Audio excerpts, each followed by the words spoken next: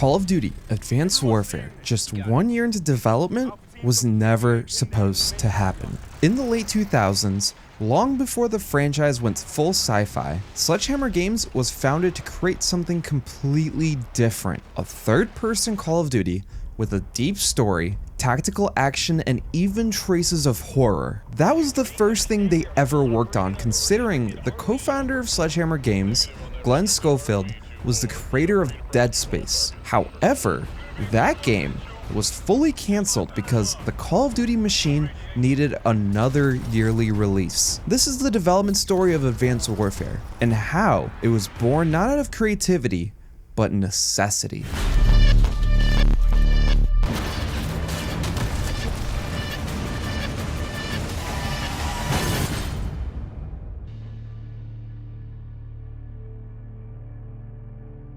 I'm Pounder McNasty, and I dive into the development stories behind video games. If you enjoy the content this channel offers, I'd appreciate it if you took a moment to hit subscribe. In order to understand how we got to Advanced Warfare, we have to talk about how Sledgehammer Games were formed.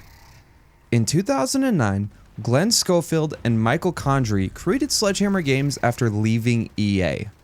While they were technically independent for those few months, their very first goal was to pitch a game to Activision to secure their status as an independent studio under the Activision umbrella. That pitch was the third-person Call of Duty Vietnam project, codenamed Fog of War. They spent roughly 6 to 8 months spanning late 2009 into early 2010 building a 15-minute playable prototype. Shortly after the acquisition and the completion of their prototype, one of the most infamous corporate dramas in gaming history happened. Just months after the massive success of Modern Warfare 2, Activision abruptly fired Infinity Ward co-founders Jason West and Vince Zampella. While I won't dive into the specifics of that in this video, leave a comment if you'd like to see that though. The result left a completely gutted Infinity Ward and created a crisis to develop the next Modern Warfare as fast as possible. Activision told Sledgehammer Games to abandon the Vietnam project to co-develop Modern Warfare 3, but once the dust settled on Modern Warfare 3, Sledgehammer found themselves at a crossroad. They had essentially functioned as a support studio to save Activision's flagship title, but the itch to create the third-person Vietnam project hadn't gone away. In fact, for a brief moment in late 2011, the team actually tried to go back to it, but there's a big problem. The world had changed. The Modern Warfare 3 development cycle had revealed a massive vulnerability in the Call of Duty machine. It was completely exhausting its creators. Treyarch and the remaining skeleton crew at Infinity Ward were redlining.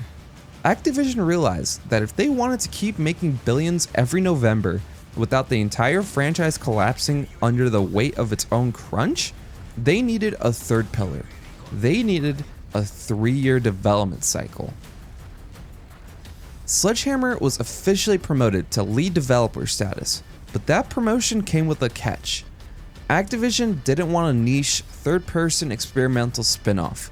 They needed a frontline, blockbuster, first-person shooter that could stand toe-to-toe with Black Ops.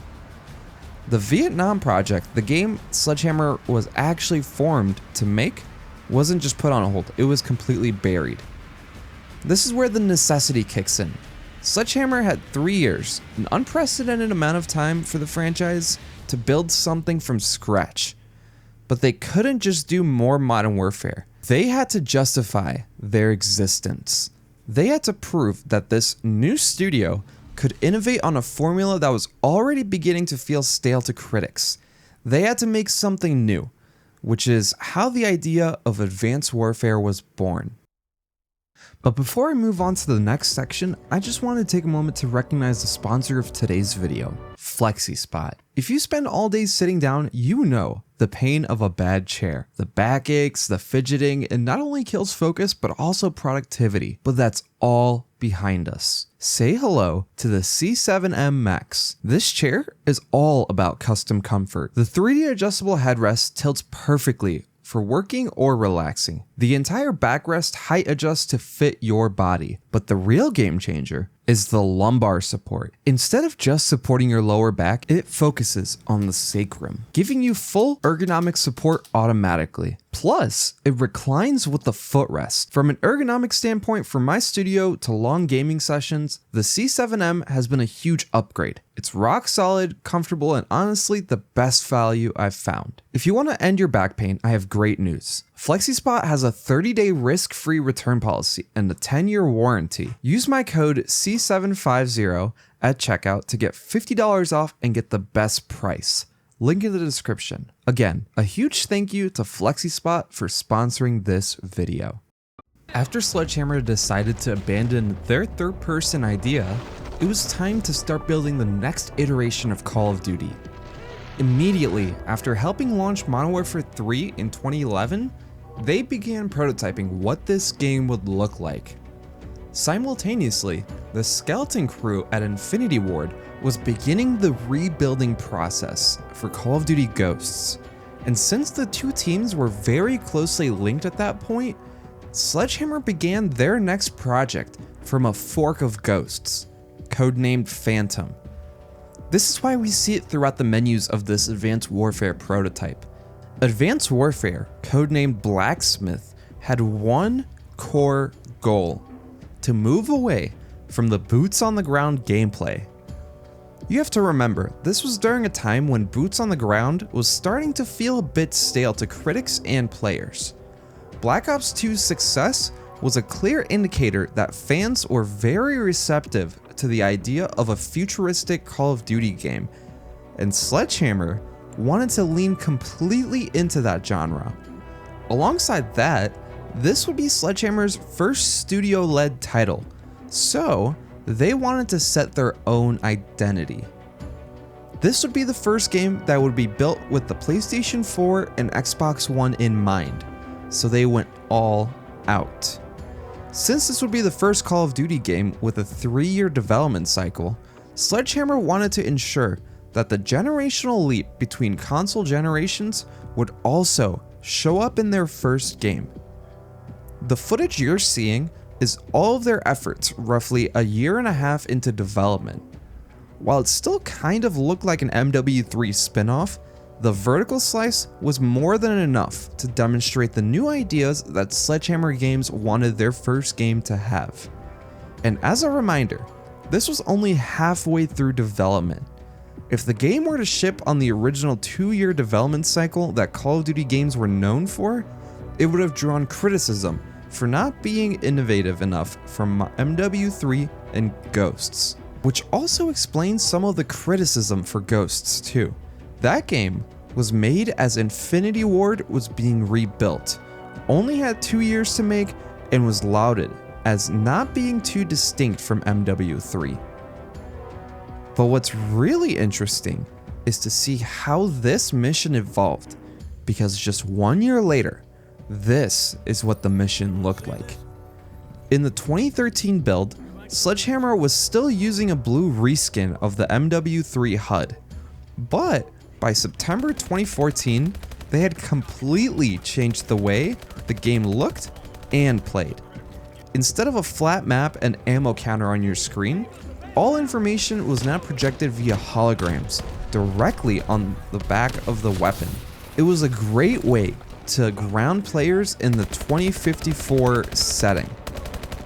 In just 12 months, they moved from placeholder assets to a completely new way of presenting information that cleared up the screen for that next generation cinematic feel. Alongside the UI changes, you can also see the improvements to every piece of the game. Whatever wizardry the team at Sledgehammer Games had employed had quickly translated to a noticeable generational leap. It also proved to Activision that Glenn Schofield and the teams at Sledgehammer were absolutely able to pull their own next to Treyarch and Infinity Ward. The jump from 2013 to 2014 represents the moment Sledgehammer stopped asking for permission to be a lead developer. They stopped trying to fix Modern Warfare and started trying to break Call of Duty. The irony is that while Advanced Warfare was born out of the necessity to fill a gap in the corporate schedule, the resulting Blacksmith era forced every other studio to adapt. Treyarch would soon follow with Black Ops 3 and Infinity Ward with Infinite Warfare. The support studio had accidentally became the trendsetter.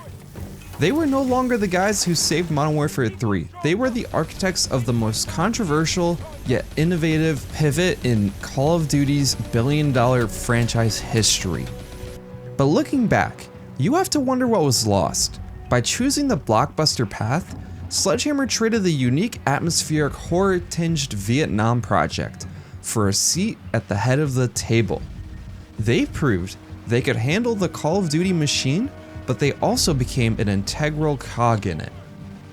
Despite Advanced Warfare being the breakout success story for Sledgehammer Games, it would all completely fall apart. Following the jetpack fatigue of the mid-2010s, Sledgehammer was tasked with bringing the franchise back to its origins. It felt like Call of Duty had just reverted back to an on-rails approach to their titles. Boots on the ground Call of Duties until player fatigue sets in, then futuristic Call of Duties until player fatigue sets in, and repeat. Midway through the development cycle of World War II, Sledgehammer executed one of the most massive multiplayer overhauls in Call of Duty history, and it didn't pan out exactly like they wanted it to. Shortly after World War II launched, founders Glenn Schofield and Michael Condrey left Sledgehammer and Activision altogether. The studio had to find a new identity without the duo that had defined its creative DNA from the beginning. And since their departure, Sledgehammer has kind of been identityless. After shipping their own projects, they would revert back to the firefighting style of game development. Whenever a studio is in trouble during development, they would swoop in and save the day. We saw this with Cold War and both MW3 titles. From forging the jetpack era out of necessity to becoming the studio that salvaged the Modern Warfare reboot's continuation, Sledgehammer has proven to be Activision's most flexible and often most overworked asset. Only time will tell if their next studio-led project will reach the same level of creativity as Advanced Warfare did. I say that with air quotes, knowing how Call of Duty development works nowadays. As always, thank you for watching, and I'll see you in the next episode.